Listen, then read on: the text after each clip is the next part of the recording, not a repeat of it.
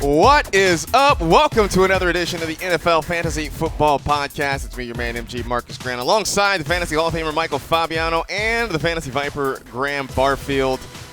And, man, a lot of things happen in the playoffs that I don't know that we anticipated happening. Yeah, it's a fun time of year. Not if you're a Ravens fan.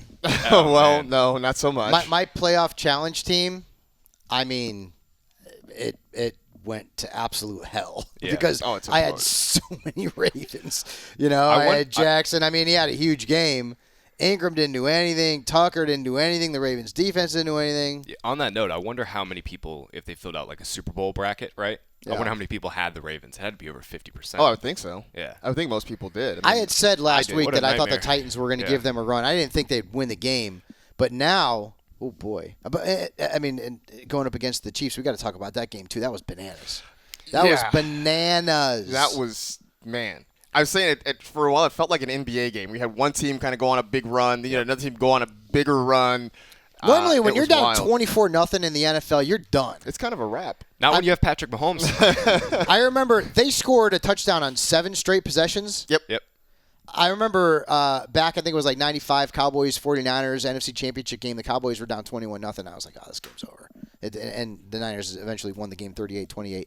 But not when you're at Arrowhead Stadium with Patrick Mahomes slinging it, apparently, in Houston's defense, dude. How demoralizing does it have to be up 24-0 and be losing at a halftime? They run by you like you're standing still. Wow. I thought the most telling thing from that game was the Chiefs posting on the scoreboard that they have run out of fireworks because they shot off so many over the course of the game. They had no more fireworks to shoot. Unfreaking believable. That's incredible. Yeah. We'll talk some more about there has been another head coach hired. We'll talk about that. A couple of assistant coaches either getting hired or close to being hired. Some of that stuff. Plus, whether or not what happens in the NFL playoffs makes you think twice or get more excited about drafting a player in fantasy the following year. I also talk to some guys that maybe weren't great last year and whether or not that's their new reality or if maybe that was just a mirage. But before we do all that, go behind the glass, talk to our faithful producer, Senior Edward L. Murphy, Esquire. Murph, what's up? Just to add about the crazy weekend, I mean, with Mahomes specifically, I mean, if you're playing Madden, they were 21, then he found a way to come back and win that game, and no one else could ever use, like, he's like a video game player. Like, that is specifically just for Patrick Mahomes. Yes. And, like, it's just so easy to like him. I get if you're in an AFC West, rival team, you can't like him, but as a Giants fan, I have no problem rooting for him. He's just it's just amazing to watch, and that made this weekend of football. I mean, the Titans upset was kind of fun, but I mean, the Chiefs comeback was just at another level. It was insane. It was. Yeah. I'm kind of rooting for the Titans. I don't know. I like the underdog. When my team's out, I like to root for the underdog. I get that. If I had to pick though, if it's not the Titans, Joe Montana Bowl. The Niners and Chiefs? Yeah. Joe Montana I think Bowl. that's what we're trending towards at this point. Niners-Chiefs are probably the most popular pick what this do we week. really know? Yeah, exactly. The Ravens got beat at home by Tennessee. Yeah, it's a fair point. So. I was watching that game. I was just thinking, like, Patrick Mahomes has got to be the most physically gifted quarterback ever, right? I mean, just the things that he can do in terms of it's easy for him. It's just too easy. It is too easy. Yeah. Like some of the the 20-plus yards throw. I mean, they get the ball at the 25 and they'd be immediately across midfield. Just the things that he can do, not only in the pocket, but just like extending the pocket, and man, and then it's every single week with him. And then he ran for 50 yards yesterday on top of it too. So that's a wrinkle that he normally doesn't show in his game a lot. Yeah. Doesn't have to, but he did yesterday. Right. I mean, they got down 24-0 on that next possession. You could just tell. I mean, they were locked in. They knew they needed to score, and Mahomes and Kelsey just put that team on their back. Well, I mean, it also was sort of weird how it happened. I mean, it was. You had the one drive early by Houston, then a block punt for a touchdown, then a muffed punt. Yep. Set up a short field, and so just like that, it was quick. And by the way, I mean, Bill O'Brien, he had a chance there. It was 4th and 1. It looked like they were going to go for it. I thought they were going to go for it. Should have gone for it. Could have potentially, I wouldn't say put the game away, but definitely would have been. It would have been 4 scores if they could have gotten up 28-0 there, and that would have maybe made some of the difference. But it ended up not mattering. I think psychologically it makes a difference. If you're up 28-0, you scored a couple times, you just feel like you're dominating the game. And look, when you give up 41 straight points, you can't just say you can't say it's one play that did it, but you do feel like, man, after that timeout, it just, I don't know, maybe the Chiefs just kind of breathed a sigh of relief and felt like, all right, let's get it back together again. Yeah, the Texans have sort of become that team that's just good enough to get beat in the divisional round every single season. Yeah, I mean, look, real talk, they probably shouldn't have got past the Bills. No. They should have lost to the Bills. No, they should have lost in the that game to the round. Bills. Mm-hmm. They were down 16-0, and the Bills sort of tightened up. Bills had 4 field goals in that game, and 2 of those should have probably turned into touchdowns. Yeah, so maybe it was fitting that they got knocked out. Just the way it happened was crazy, man. Yeah. So. All right, that's enough of that. Let's do some news.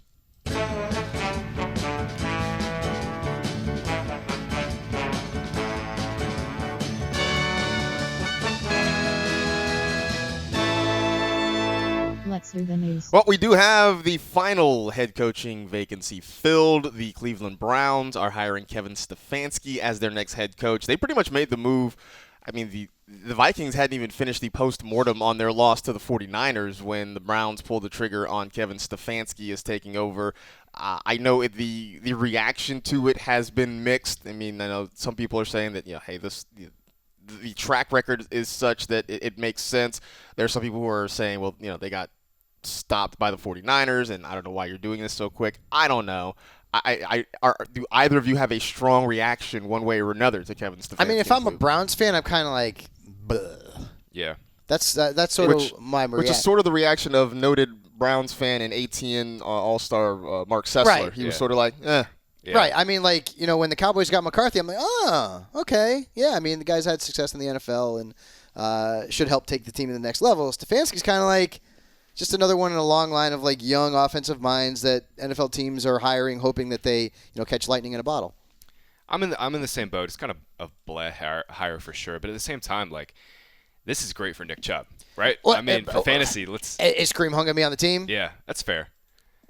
I mean, we'll see. Right. We'll see where Kareem Hunt's at, but I mean, Stefanski is just. I mean, It is great for Nick Chubb. Yeah. Assuming, Kareem Hunt. I mean, they designed a fantastic. How can he not? He's got to go someplace and be a I would feature think- back. I would He's think too Kareem- good. I would think he's he's too gonna- good to be playing second fiddle. Yeah, I agree with that. As much of a dope as he is off the field or has been. Yeah, right. He's an unrestricted free agent. Stefanski designed just an incredible run game around Dalvin Cook, and if Kareem Hunt's not there, Nick Chubb, man. Right. Is he top 5?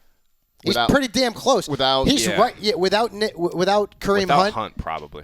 Yeah. Right. I mean, he's right there with Derrick Henry, right? You got to think so. He was a top 5 running back before Kareem Hunt came back and started kind of because he'll catch the football. He didn't catch the football nearly as much when Hunt came back, and so he can go back to that. Once he averaged over 22 touches a game, 120.5 scrimmage yards a game, scored 6 touchdowns without Kareem Hunt.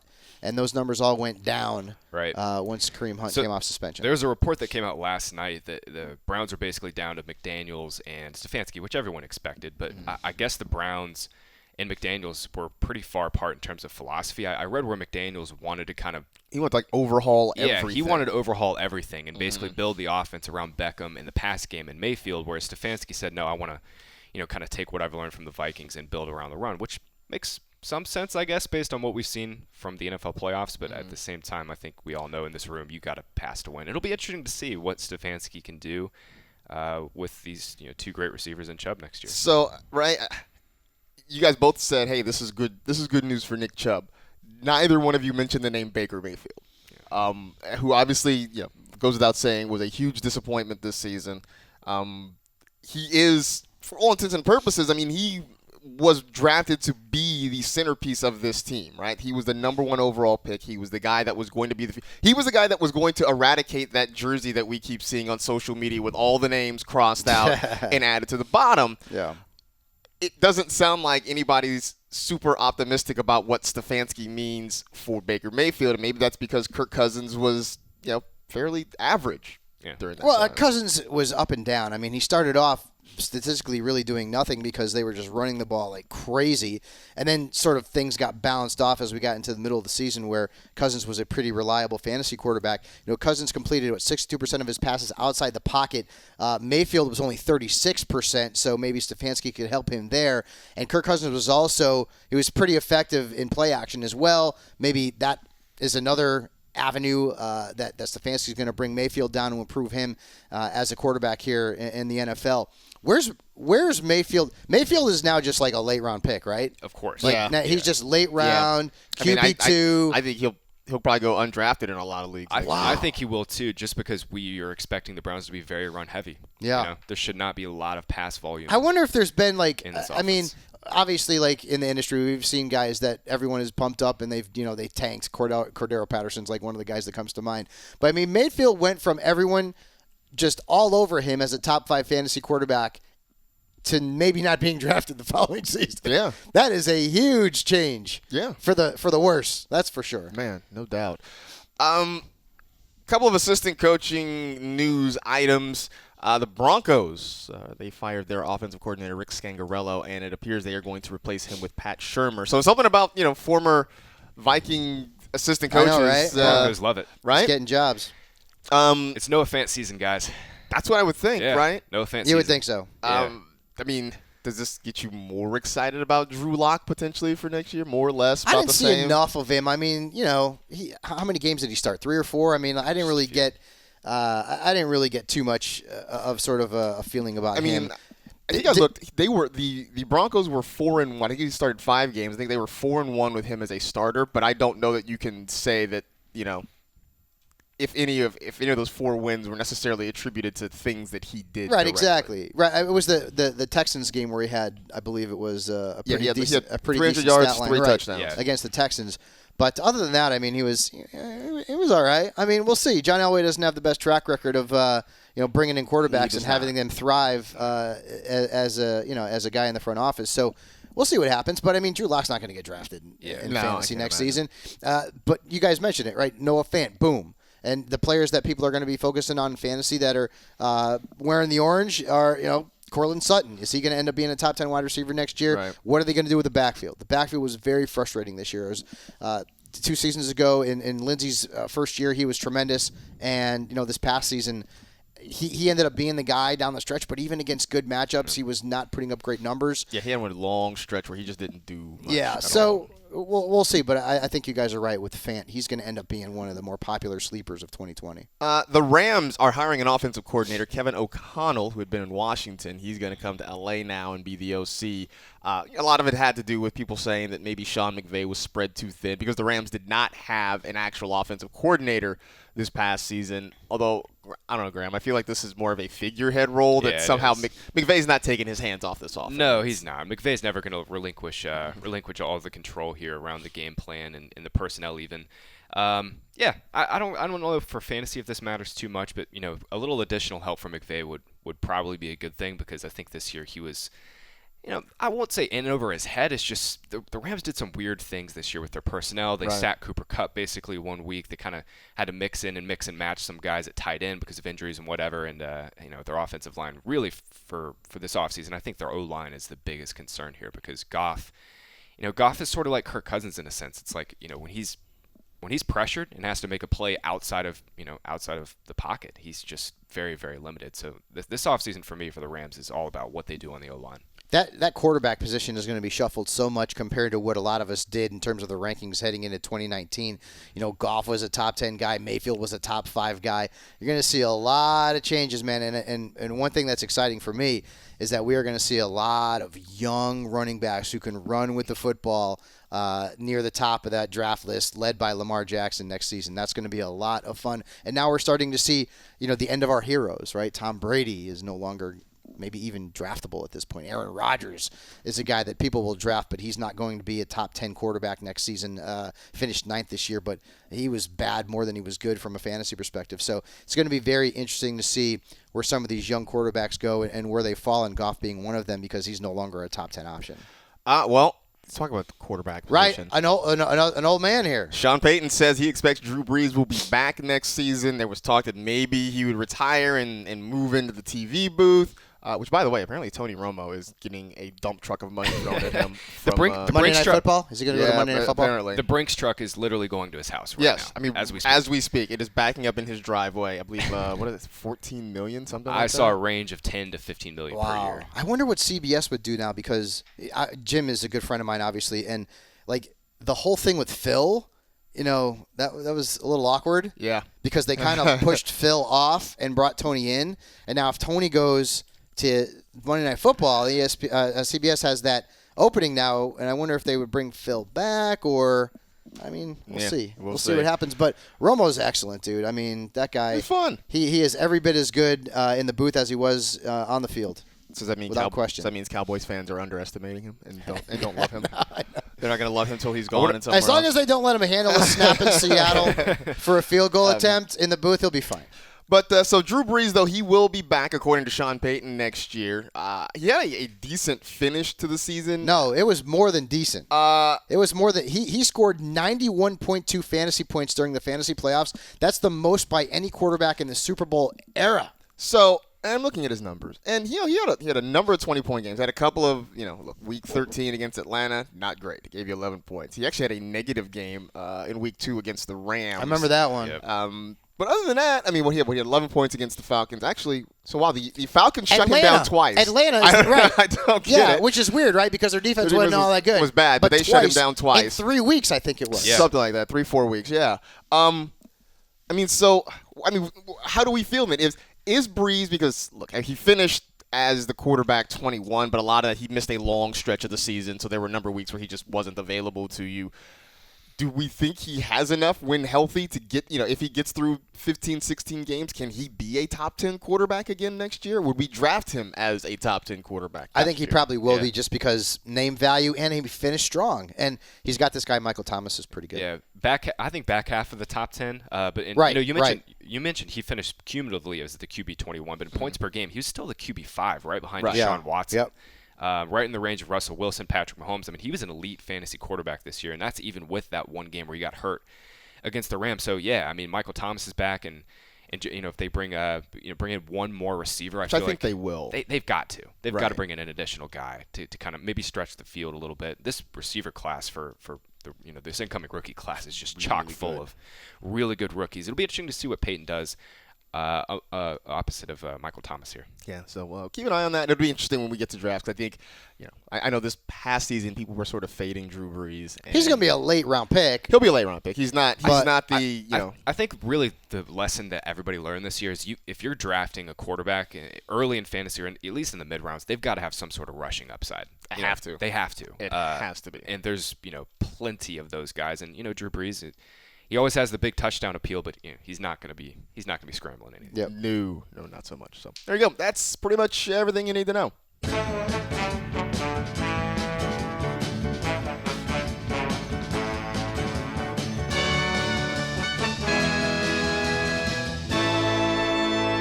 That was the news. All right, so I like to do this every now and then in the offseason. The big question, a thing that I saw over the weekend that made me kind of think large picture about what happens either in the offseason or next year.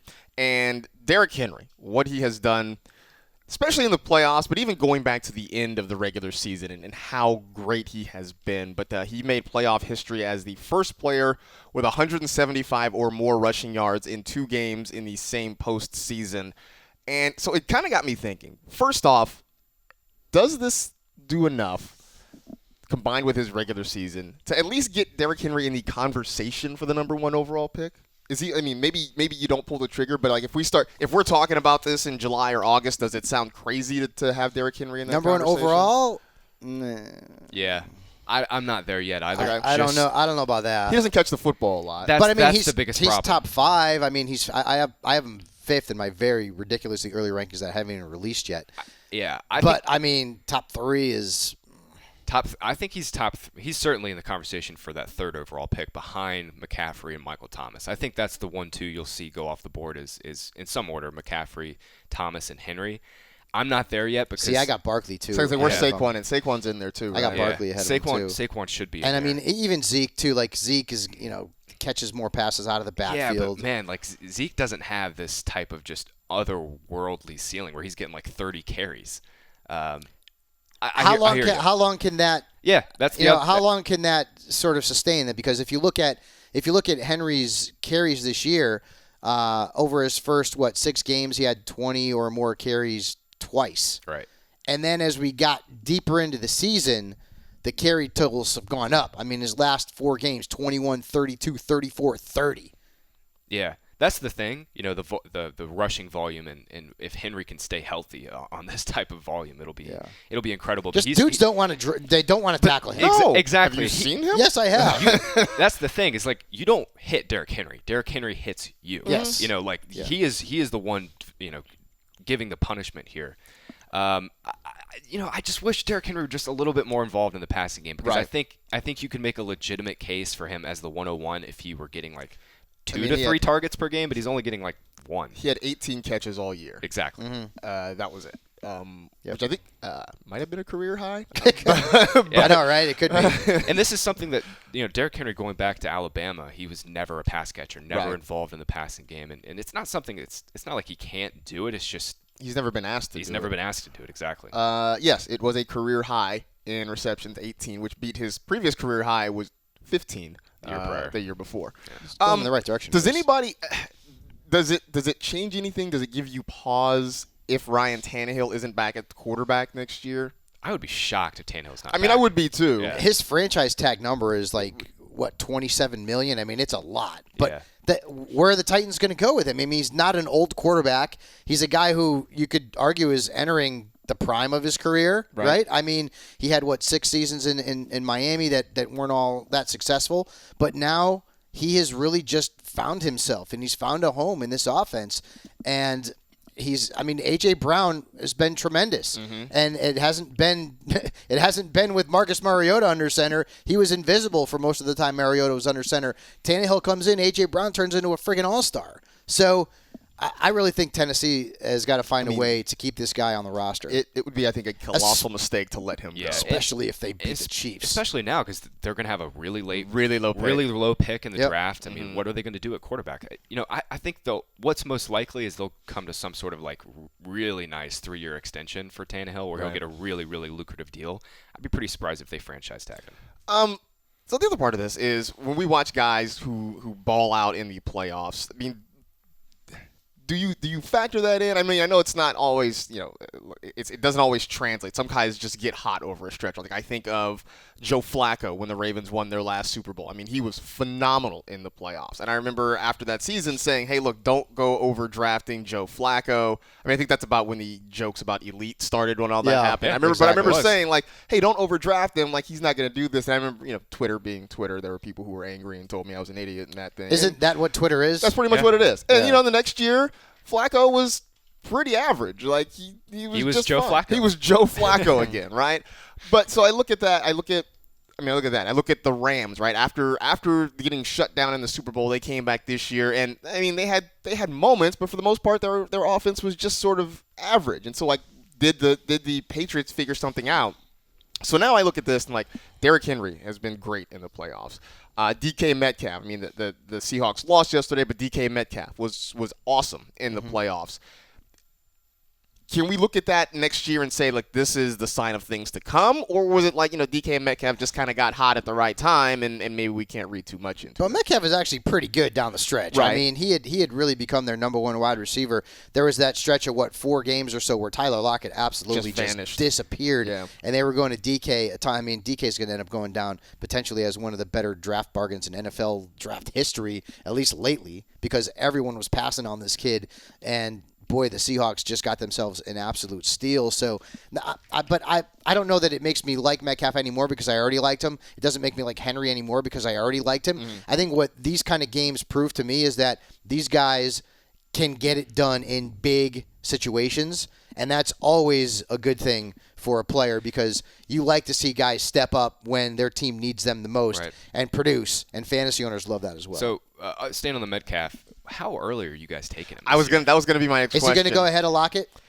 See, it's tough, man. I don't think he will. I don't think he will either, just because Lockett has slightly more of the name value, but they're more probably, of a resume. They'll be close. They're going to both be 4th or 5th round picks. I bet. Yeah. I think they're going to be close. And I was watching that game yesterday and thinking, how high do you have to reach now to get DK Metcalf? And I think you're probably right. Are we looking at top 60? Yeah. Yeah. Probably. I can see that. Yep. I can see that. 6th round pick. Yeah. I mean, is it ever possible? Because I mean, you talk about DK, right? And he was playing well at the end of the regular season. Derrick Henry's played well all year long. I mean, is it really possible for a guy to come just sort of out of nowhere and have a great playoff run? I mean, I guess it's possible, right? But I would also think we factor that in. The first name that comes to my mind is Timmy Smith. Yeah, Timmy Smith. I mean, Timmy Smith, who went, but is that still the record? I believe he for still has a rushing record yards for in the rushing yards in the Super Bowl. That guy didn't do anything the rest of his career, and he didn't do anything previous. Yeah. He just went bananas in the Super Bowl. Yeah. I mean, nobody knew his name until the Super Bowl. He played for the Cowboys for like 2 seconds after that Super Bowl, and he didn't win the MVP of that game either. That was Doug Williams. That was a Doug Williams game. Yeah. Yeah, I mean, I guess it's possible, but I think we would also sort of factor that in, right? When we're talking about draft. If a guy, if all of a sudden, whatever, let's just say if Travis Homer had showed up in the playoffs and put together put together a couple of 150-yard rushing games, I would think we would sort of look at that with a grain of salt and be like, yeah, it's nice. I'm not rushing out to get Travis Homer, for instance. Yeah. Right. So, all right, I do think the Derrick Henry question is going to be a fun one to talk about. I think the DK Metcalf one is going to be a fun one to talk about. I'm sure there's some other guys who have stepped up in the postseason that I'm just not thinking of right now. Yeah, there's been plenty. Just when you talk about like no names who had huge playoff performances, like Timmy Smith is the first one that comes to everyone's mind. Although here on the flip side, right? We talk about the guys who've done really well in the playoffs. Ryan Tannehill hasn't done much of it. I mean, he hasn't needed to. He hasn't needed to, right? He hasn't had 100 passing yards yet in a game in the playoffs. Isn't that crazy? That's wild. And I wonder. I gotta see research if that's ever happened where a quarterback has won 2 straight playoff games without 100-yard passing. I'm sure it happened in like 1934, right? Or something like that. But yeah, man, the Tannehill thing in the Titans. The Titans are really just spitting in the face of analytics at this point. Oh, yes. They are. And I personally, I love it. I'm here for it. I did think it was funny watching the analytics part of football Twitter sort of like tie itself in knots over what happened there. Well, the New England game was fun because the Patriots just couldn't do anything on offense. And they were just like, fine, we'll just run Derrick Henry for 5, 8, 9 yards every single time. Mm-hmm. In this Ravens game, they just built a big lead. And essentially, Tannehill didn't really have to do very much. Didn't have to, which was kind of weird. I really thought that he was going to be forced to have to make some plays, and it just didn't happen. Yeah, it didn't really happen. Ravens offense just didn't show up. Lamar played that was Lamar's worst game of the year. Yeah, I mean the 3 turnovers not great. I mean it was one of the where the stats sort of didn't tell the whole story. No, the first half he threw the ball 59 times. Yeah, crazy. Still put up like what 28 he fantasy had a points, huge something like game. That, but right, yeah. Yeah, he had some drops early in that first half that certainly did not help and kind of slowed down the rhythm of the offense. But man, Lamar. Yeah, it was a tough end of the year for him. I tweeted out that I'd said, hey, Lamar Jackson is mortal. He's human. He's having a bad game.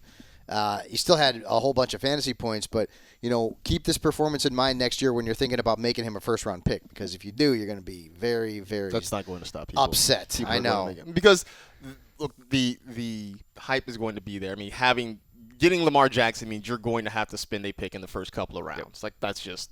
He's going to be a top 15 pick in every single league. Yeah.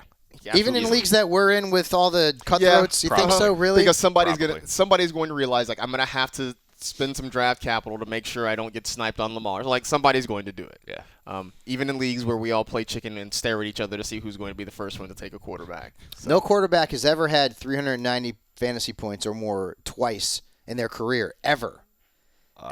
Lamar could be the first. I think the Lamar other 5 quarterbacks to score 390, aside from Lamar, failed to score 350 the next year. Here's the thing. So there was regression. Here's the thing about Lamar. Like, he's not going to keep his passing touchdown rate up. It was like 8%, 9% this year. He's not going to do that again. But he could very easily run for 1,100 yards. So the rushing numbers can stay static. The thing I think I'm worried about I'm worried about the most with him is injuries. Yeah, I mean that's always a concern, but because of his style of play, I feel like he opens himself up to take a couple more whacks than most quarterbacks do.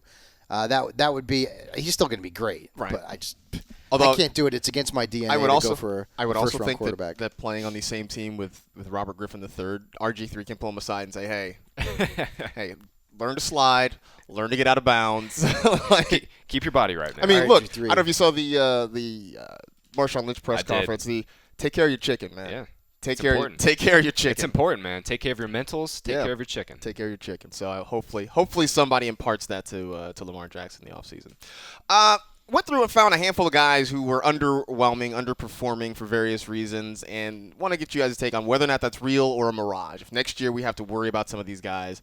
So I went through the 4 major positions. The first one, Matt Ryan, who I always jokingly call Meh Ryan, and he had some games that were really good early in the year because the Falcons were always playing from behind, and then he just tailed off so badly at the end of the year. But there's talent there, right?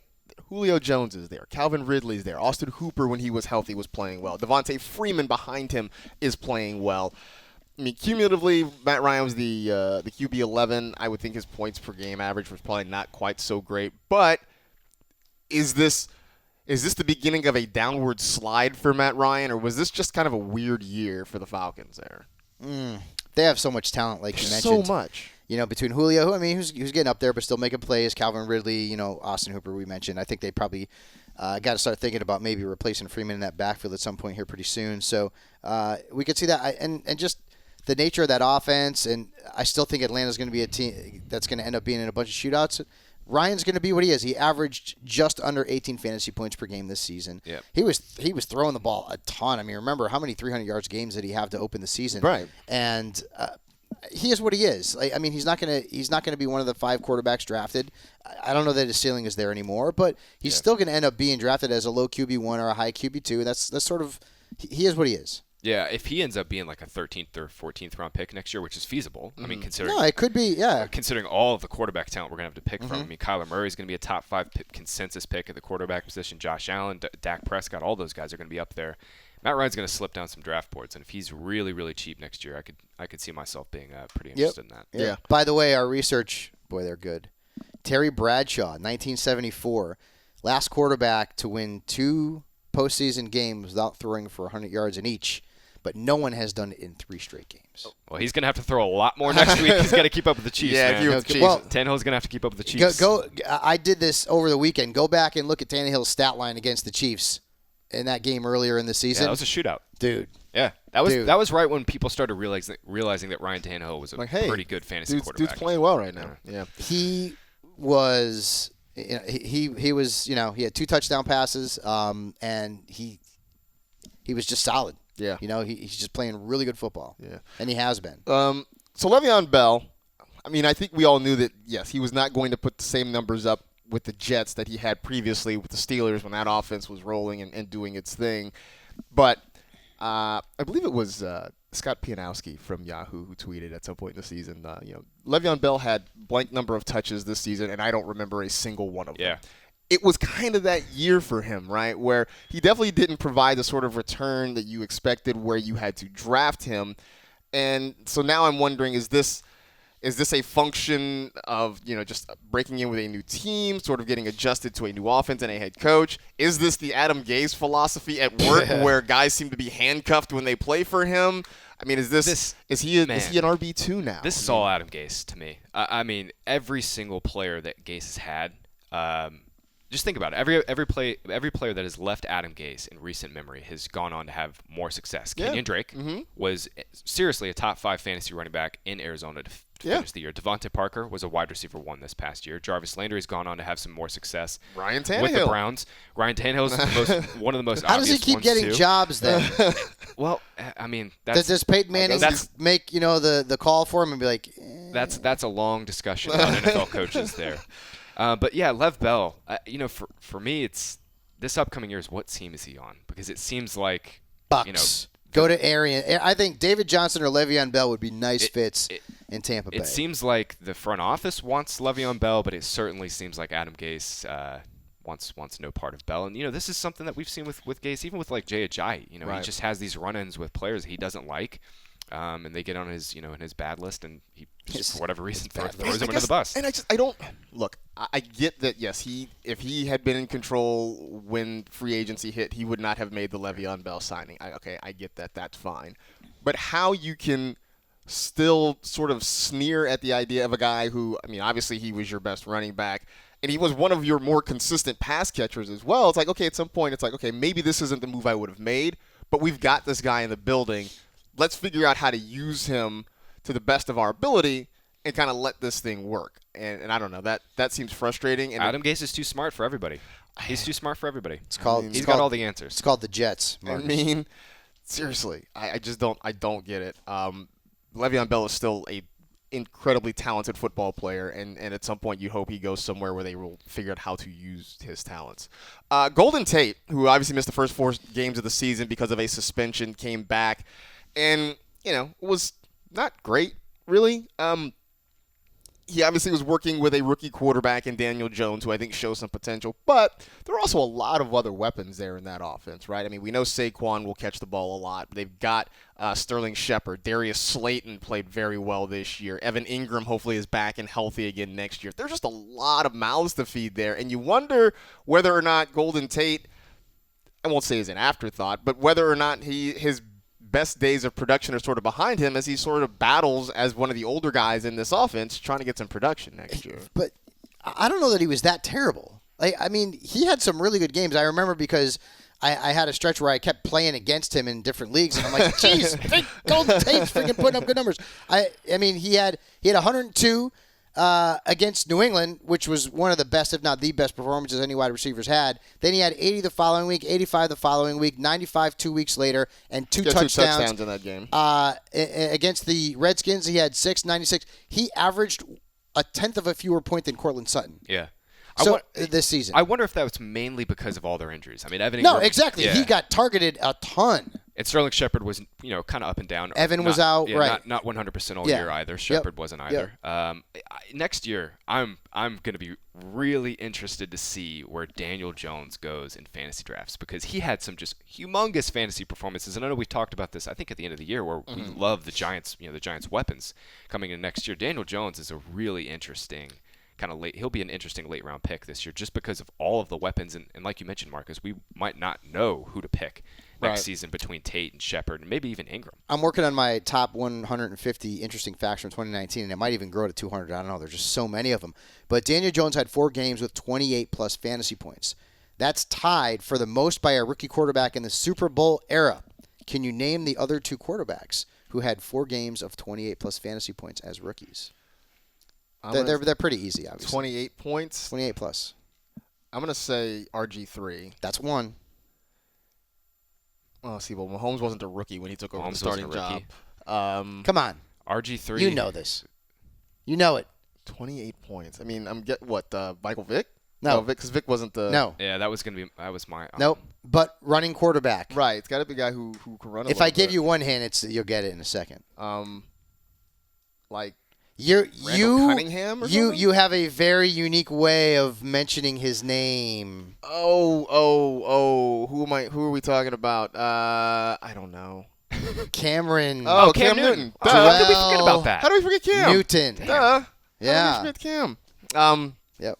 Daniel Jones, he's going to be a sleeper, man. Look, he's going to be a sleeper. They've got some talent there around him. Saquon's going to be the man next season. How could I forget Cam? Cam had one of the best rookie seasons ever. He had an insane rookie season. I don't know how Why? I forgot that. Because our brains are fried from pretty much 4 months of this stuff. Yeah. Brandon Cooks, another guy who, I mean, I know he dealt with some concussion issues, was sort of in and out of the lineup, but even when he was there, he went long stretches where it just didn't seem like Jared Goff was looking his way.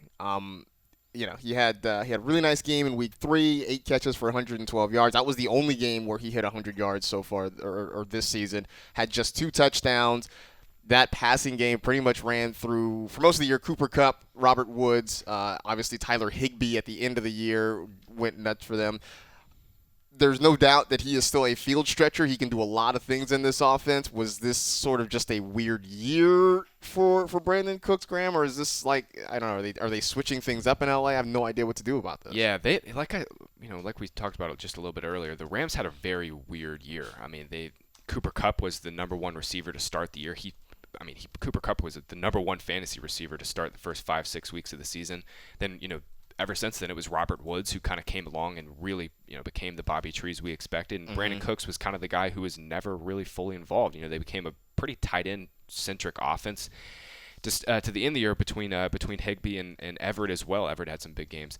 I'm not really sure what to think of Brandon Cooks because the Rams this coming off season, they've got some big decisions to make because they are going to be really cash strapped, and Brandon Cooks is another one of their contracts that I'm not entirely sure they're going to be able to move off their books at least in 2020. So he'll likely be back with the team. It's just I have no idea how to value him for fantasy just because his role in this offense is so questionable at this point. Yeah. And it also has a lot to do with Jared Goff. Yeah. Because, I mean, in terms of the vertical pass attack, I mean, he went belly up this season. And so which Goff are we going to get? Are we getting 2019 Goff or are we getting 2018 Goff? Right. Yeah. I mean, 2019 Goff do not want. Sucked. Yeah. Do not want. 2018 Goff is definitely a different story. Oh, geez, I'm seeing Barstool something on Twitter here with Antonio Brown. Oh, yeah. You enjoy watching that. I got to watch this. I watch a little bit of that video. And he wonders why he doesn't have a job. I can't with that right now. Kyle Rudolph, who, look, at the start of the season, we were wondering whether or not he was going to be let go. If the Vikings were going to move on from him and let Irv Smith Jr. be the guy, then they keep him there. And I mean, he had a couple of nice weeks. Overall, it was nothing that really blew anybody away. I mean, this is a guy who'd been a top 10 fantasy tight end 3-4 years in a row. This year he falls out of the top 10, and with Irv Smith kind of coming on, especially late in the season and even in the playoffs making some catches, I feel like Kyle Rudolph's run, at least with the Vikings, is probably at it. Rudolph, all of his good games came with Adam Thielen out of the lineup for the most part. Yep. And interestingly, I know we thought the Vikings might move on from Rudolph. They extended him to start last year, and he's going to be on their roster in 2021. But Irv Smith, man, he's 21 years old. Yeah. He had a sneaky good rookie season. I know rookie tight ends rarely produce, but any tight end that can find playing time and produce at a young age at 21 years old is going to have most likely a good career. I mean, early career production for young tight ends is so predictive. Down the line, Irv Smith is a fantastic buy in dynasty leagues. I just wonder next year if they're going to hold on to Rudolph for one more year and kind of split the usage like they did last year. Mm-hmm. But by the end of the year, Irv Smith was running the same number of routes per game every single week as Kyle Rudolph. I mean, they were basically co-starters, which is incredible for such a young player. Yeah. So I think Kyle Rudolph I think he's fading from our view as a regular tight end. Look, I know we keep saying that tight end is probably going to be deeper, and I guess, but I also feel like I guess. This is not a good tight end class. Last year we had some guys. We'll see where Tyler Hawkinson or T.J. Hawkinson ends up going, but Fant, and that's kind of it. Right. Those two guys. I mean, I feel like even when we talk about how good it potentially can be, we list maybe 10 or 12 guys that are decent starters, which means in a 12-team league, that's one for everybody, but one or two guys gets hurt, one or two guys underperforms, and suddenly we're right back kind of where we were last year. So I think I'm getting off this whole tight end's going to be deeper next year thing. One guy to add here. Mm-hmm. Where do we I know it depends on where he goes, but Eric Ebron is somebody that's really interesting because he could go to a good team that could utilize him correctly and come back into our fantasy good graces. But man, I have no idea what we're going to be thinking with Ebron next year. If he goes to a good team, are you guys going to be interested in drafting him, or is it just have we been bitten too often by Ebron? Yeah, I mean, I feel like he had the one really good year, the 15 touchdown. That was it, yeah. and other than that, he's never really produced enough. And there was times where he was decent this past season, and you were utilizing him, especially when Jack Doyle was banged up. Yeah. But Jack Doyle is another name who's going to move on up too because Ebron's going to be out of that mix. Gone. Right. Yeah. So yep. Jack Doyle. Last bit of thing here. So originally I was going to talk about Jay Ajayi, who I guess is working, or he's signed with an esports team. What is that? Because I'm not into that whole thing. Basically, play video games for a living. You play video games like Overwatch, Rocket League. So he's going pro Fortnite. as a video game player. Yes. Correct. Because Juju Smith-Schuster does that in the offseason as well. Yeah, Fabs, there's a lot of money to be made. There's there's humongous tournaments for these things. I mean, I get people can be really good at video games, but how are you making money? Do people sponsorships come in and they have tournaments? Yes. Sponsors and tournaments. Wow, I mean, so and these teams are owned, Robert Kraft owns a team. I think there are several NFL owners that own it. I know Shaq has part of a team that he owns. And it's a really interesting time in esports too, because the licensing is starting to come up, and all of this stuff is being streamed. So that's just another revenue stream and income stream. So this is where other people watch other people play video games. Yeah, I thought that would be kind of weird, and then I watch it and I'm like, oh, sort of weirdly into this. Yeah. So I was going to talk about that originally. Maybe we'll talk about that a little bit later. But the Oscar nominations came out this morning. I woke up, I checked Twitter, I see the Oscar noms, I see people arguing about things because, again, Twitter. That's Twitter. But it did make me think about, like, football players and football movies.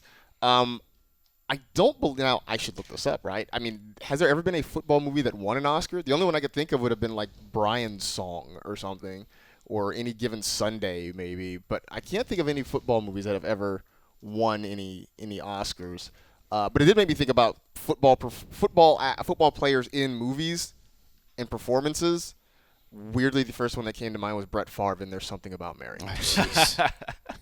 And how terrible, like how stiff and stilted his man. performance was. Yeah, that's Favre though, because I remember he got I don't remember what games he called. I want to say it was college football, but he called a few college football games, and he was so awkward in the booth.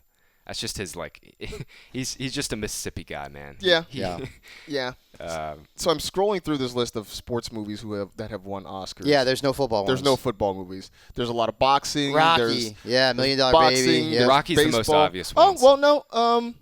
Did Heaven Can Wait, I think, is one, right? Wasn't Warren Beatty a football player? Raging Bull, The Fighter's on here as well. Does Jerry Maguire count as a football movie? Yeah, sure. Yeah. it does. Okay, sure. so Jerry Maguire. For sure. There you go.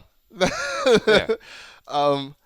Yeah, there aren't a lot of football movies. Oh, The Blind Side. Okay, so now there are a few. So as I'm scrolling through here, I'm seeing that there are more of them. Blindside was good. The Blind Side, but baseball tends to, I think, dominate. Boxing tends to dominate those sorts of things. Did Hoosiers win anything?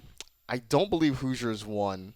No, there you go. Best. Hey. It was nominated. Best Okay. Supporting Actor in Original Score. Dennis Hopper for Best Supporting Actor. There's a lot of baseball. Yeah. Lot The of baseball. Natural, Field of Dreams.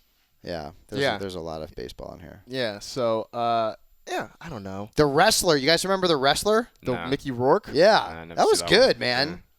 It was a very sad movie, but it was good. Yeah. But it's just not. It's not a deep category. I don't know. Is My favorite football movies are like not even ones that people would mention, like The Best of Times with Robin Williams, Right. and Kirk Russell, right? Was it Kirk Russell? I think it was, yeah. Yeah. And Leatherheads. I like that one too. Did you ever see Leatherheads? no. That, No. Leatherheads Yeah, was I good. don't That think was I with like saw it. John George Krasinski and George Clooney. Yeah. Yeah, that one was pretty good too. I like that one. I did see. Now that I'm looking at the trailer for it, I did see The Wrestler.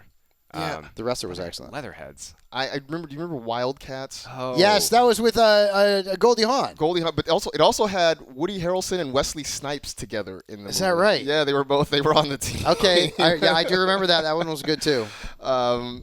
Yeah, I don't know, but I'm trying to think of any really great football movies. I feel like it's hard to do a really good football movie because either it's really goofy and silly, Invincible or it's like was good. or it's like super over dramatic. Like And then there's Draft Day. there's Draft Day. Yeah. Draft Day, which our pal Ben Liebenberg, who was the head of the photo team Benji! here, got a cameo on stage. He did. Oh my God. Yeah, he did. Yeah. Yeah. Wow. He was in the background on stage because if you remember, they filmed actually at the draft. Yes. They did some scenes at an actual NFL draft, and so the stuff you're seeing in the movie, it's stuff that actually it looks realistic because it is realistic. It is things that actually happened at the draft. I'll have to go back and see that with Ben in there. Yeah, he's on stage, taking photos of Roger Goodell walking to the podium. Does he or make something. money every time that shows up on That's like a good TNT question. or We have something? to ask Ben. Does he get a credit? He gets like a $1.20 royalty check right. every time somebody downloads it or something. That'd be kind of wild, right? You show up in your mailbox, and all of a sudden there's like a check for $250 in there or something. That'd be awesome. kind of cool. Yeah. So I don't know. Are there any great actors, like former football players who are actors? I mean, Well, there's one that just came to mind. I'm not mentioning. yeah. Well, Orenthal. Yeah. Yeah. I mean, O.J. Simpson had a good acting career. I mean, I guess technically Jim Brown had a long acting career. In fact, because he quit football fairly early Right. to go act. Is Gronk going to do any acting? Or is he just I would think he is. Yeah. At some that's point, gotta right? That's got to be on his list. At some point, he's going to act. He's so young still. Right. I'm trying to think. Wasn't OJ almost the Terminator? Oh, I don't know that. I have no idea. I have no idea. I think he was. I think my think God. he was. I mean, I don't know. I heard that somewhere, but I mean, I guess the first one of the bigger names, Fred Dreyer, who Fred Dreyer. That's right. Who is? for people of a certain age, Oh, you remember what? him as Hunter. Yes. Hunter, that's right. He was it was a show about him being like a detective, police detective in L.A. The Rock never played in the NFL, but right. he played. I mean, he was pretty good in Miami. True. Yeah. True. Kind of counts. Yeah. Geez. Well, I mean, Dan Marino's Webster from the dad. Alex Karras. Alex Karras, who not only was in Webster but was Mongo in Blazing Saddles. I feel like I've seen Howie Long in a movie or two. Yes, he was in Broken Arrow, which the movie was awful. But he was fun. Broken Arrow. That was with Christian Slater and John Travolta. John Travolta was the bad guy, and Howie Long was his number 2, his sidekick. Oh, let's not forget about Terry Bradshaw, who I mentioned. Terry Bradshaw is in one of my favorite movies of all time. You've never heard of it, Eddie, because you're a young man. Cannonball Run. Go watch it. Some of the best and most iconic actors are in that movie. Dean Martin, Sammy Davis Jr., Burt Reynolds, Dom DeLuise, and this was also who was the actress in the movie? Who was Sally Field? No, that's Smokey and the Bandit. You're getting it wrong. I had my Burt Reynolds movies wrong. Wait a minute, I gotta look it up. But that is one of the best movies. You guys aren't gonna want to watch that one, but it's so good that and it's got just. Like Rat Pack guys, it's just tremendous. I guess we're forgetting Terry Crews, who played in the NFL for a heartbeat. I mean, he wasn't. Farrah Fawcett. Terry Crews played in the NFL. That's who it is. Terry Crews played in the NFL. He was a linebacker. Played for the Rams, the Chargers. Played in Washington. I mean, like I said, he didn't last. He didn't last very long in the NFL. But did we mention Joe Namath? 91 to 97. Did not mention Joe Namath. Joe Namath was in a bunch of stuff. Yeah. I'm just scrolling through here. Oh, John Matuszak, man, he was Sloth in The Goonies. Who was it? John Matuszak. That's who that was? That was John Matuszak. Yes, he was Sloth in The Goonies. Is that right? Yeah. I didn't know that. None of these guys are winning Oscars, though. No. Rocky Road. So, yeah. There you go. All right. Did Carl Weathers ever play pro football? I don't know. I know he played at San Diego State because Akbar won't let us forget that. I don't know if he ever did, though. He might have. I do know Bernie Casey, who was like a supporting actor. I remember Bernie Casey as I think he was the principal in Bill and Ted's Excellent Adventure. So Carl Weathers did play. He played for the Raiders. Okay. There you go. That might be. That's he might be the winner, right? Apollo Creed. And don't forget Action Jackson. And now he's Mandalorian? Now he's Grief Karga in The Mandalorian. I know, yeah. He's also the guy that got his arm shot off by the Predator. Oh, yeah. Remember that one? That's right. Yeah. That's right. Dude. That's right. So, all right. That was fun. Yeah.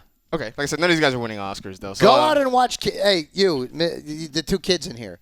Go watch Cannonball Run. You're going to love it. All right. Okay, Leatherheads was really good, and The Best of Times. I think I saw Leatherhead, but I kind of don't remember it. Best of Times is funny as hell. Robin Williams, it's great. It's basically Russell was like this big high school football star, right? And Robin Williams is a wide receiver on the team, and they had a big game against Bakersfield, which was their rival. Right. They were from Taft. And the Taft Rockets, small town just outside of Bakersfield. And Robin Williams dropped a pass that would have won the game. And so years and years later, because he never got over the fact that he blew this catch, he blew the game, and they ended up playing the game again years and years later with all the same players. One of the guys, the cornerback that he faced was Dr. Death, and he was a former inmate. He was in prison. And Robin Williams gets a chance to redeem himself with Kirk Russell throwing him the foot. You got to watch it. It's good. Robin Williams did literally everything in his career. Everything. Yeah. You got to watch it. Man. Cannonball Run, 30% Rotten Tomatoes. So. I don't give a rat's ass about Rotten. Screw Rotten Tomatoes. Listen, Fabs is I am going to watch it. I'm going to watch it. No, I'm going to watch it. It's great. It's an hour and a half. I love Burt Reynolds. Yeah. It's great. Yeah. You've never seen it? I've never seen Cannonball Run. Are you kidding me? Never seen Cannonball Run. I feel like you would have watched that. Nope, haven't watched it. Go watch it. So, all right. I think that's it. We're done. We've jabbered enough. We appreciate you downloading and listening as always. You know the drill. Tell two friends to tell two friends. Rate, review, and remember, with great power comes a huge electric bill. We'll see you on Wednesday.